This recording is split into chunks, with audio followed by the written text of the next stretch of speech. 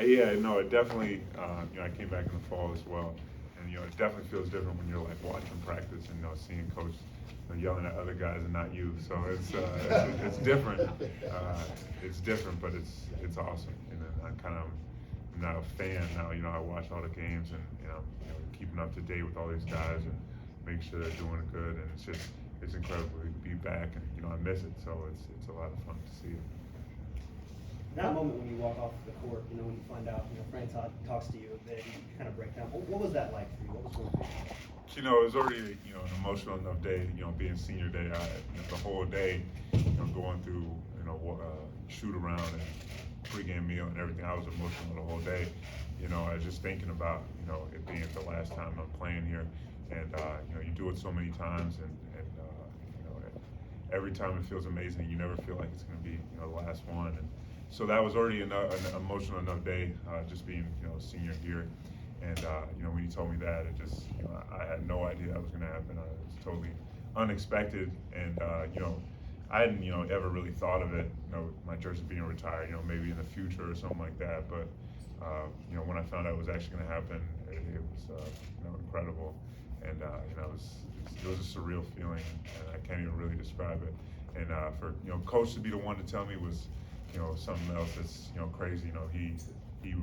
He recruited me when, a lot of other coaches turned me down and passed on me and stuff like that. And he saw something in me, I'm forever in debt to him and his family. How has your Pistons experience been? Oh, it's been incredible. I really feel like I'm getting better every day. Between, I've been really lucky as a rookie. First of all, I started 5 games as a rookie, which is something I didn't think that was going to happen.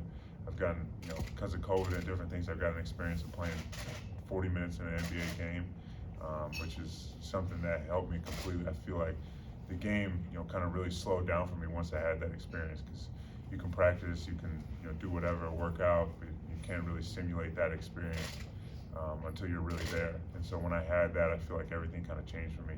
And and also, when guys got back and I went back to the G League. I'm really lucky that Detroit has a G League team. We practice in the same facility, we play across the street, and that provides me an opportunity to be able to go up and down without having to travel far and stuff like that. And that's incredible for my development, and especially when we have so many guys that I can watch and work out against, and then go put it into action against really good G League competition. I think that's going to help me a lot. And so I've had a little bit of everything. I've had been in the rotation. I've started and played 40 minutes in the NBA, and then I've also had a lot of experience in the G League. So I think overall it's going to really help me going forward in my professional career. You changed your frame a lot. From your Iowa days, I think you lost 30 pounds or something. What made you decide to do that, and how has that impacted your game? Yeah, no, it's definitely changed my game a little bit. Obviously, I knew I had to, self-evaluate going into the draft, and understanding that, when you watch the NBA, you don't see too many post-ups. It's not very common. There's some teams, certain guys that it happens for on a regular basis, but mostly, it's not like that. So I needed that frame in college because, I was playing heavily on the block, and that's where I was really effective, and that's where I could help my team win by, creating openings by, having double teams and triple teams and trying to get it out of there. And we had shooters surrounding me and stuff like that, and that was our advantage. That was what was going to help the team win. So I understood that, I'm a good enough shooter to kind of lose a little weight and, lose a little bit of the strength that I had, and to get quicker and be able to, defend it at a higher level. And that's something I worked on all summer. I think that really helped me. And now I'm starting to build back up some of the strength that, I may have lost with losing, 30 pounds. And so I'm starting to feel stronger, but also, quicker and stuff like that. And, I still post up when I can and different things like that. It's just a little bit different. And, obviously especially in the G League, I'm shooting a lot more from the perimeter and stuff like that, and working on my jump shot. And, I've always had ultimate confidence in my shot, and I feel like I could shoot it with the best of them. So, that's something that I try to do a little bit more nowadays. How would you define your 4 years here?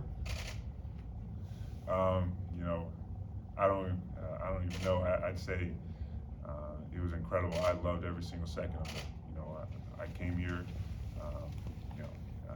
I wanted to help Coach McCaffrey, win. I wanted to be a guy who brought this team to the tournament and went very far. And after my freshman year, it was a tough year on me mentally. I'd never been on a losing team, and we were 14-19, and I still think about a lot. And so going into that summer was was a big summer for me in terms of leadership and stepping up and different things like that. And everything I've been through. I mean, the cyst and then my junior year and then COVID and then coming back. And, it's incredible, and you can't even script it. And it just, I'm so thankful, and I'm really lucky to have been recruited by Coach McCaffrey and given the opportunity to come to this place. Because if he hadn't recruited me, I don't know if I had ever been in Iowa ever. And so I came here and I fell in love with it, and it's home. It's home for me. When people, especially Iowa fans, say Luka Garza, what do you want them to think of? Someone that took an opportunity that was given to him, worked as hard as they could to maximize it. I think that's the biggest thing. I'm not the most athletic guy. I wasn't very highly recruited. I was the number 100 player in my class, and when they ranked me, they spelled my name wrong.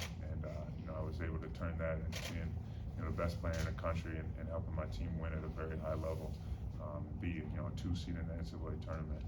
So I think with anything, I want to be known as a guy who worked harder than anybody else. Was there any game last year or moment you wish you could have had with fans here, as you think back? Oh, there's so many. There's so many.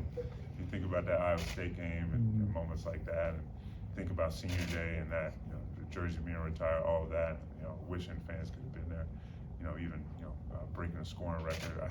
There's so many. I feel like there was so many great moments for us. We beat UNC, which was when I was growing up, that was a dream school for me, and so beating UNC was a crazy moment. I think there's so many big games we won, and but I have so many great memories of having fans there. Like, for instance, like the Illinois game when we won at home is some that I will never forget in front of that crowd and what that felt like. And so I've had my fair share of great memories in Carver, and there were still great memories even without the fans. But of course, we would have loved them to be there. You talk about being a fan of the team now. This season, what has impressed you about a group that is now without you and other players from last year's team?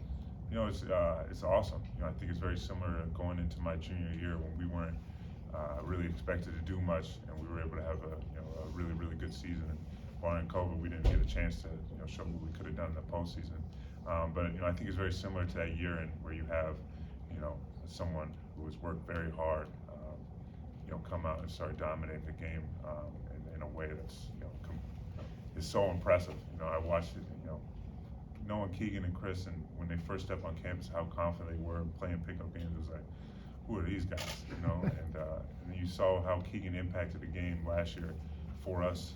As a guy who came in off the bench, played hard, rebounded, defended, and then in the back of my mind, I'm thinking of all the pickup games where he's scoring 8 out of 11 points. I know how well he can score the ball, so it's like if he puts it all together, it's going to be something really special, and clearly it has been.